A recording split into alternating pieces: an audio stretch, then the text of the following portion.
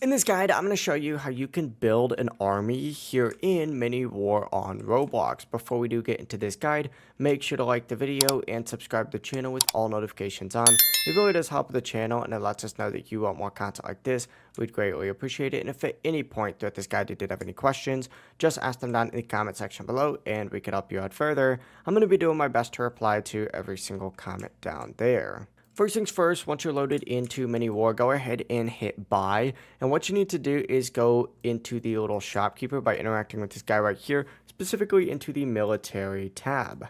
Once you go into the military tab, essentially this is where you can buy any of the military buildings that get you, the ability to build yourself a better army overall. The more expensive the building, the better it is going to be. For example, the best one in the game is going to be the rocket bunker for 5 billion. It gives you better units, so it is worth getting stuff like this that is more expensive. However, it is a grind, but essentially once you purchase something, it's going to appear in your inventory.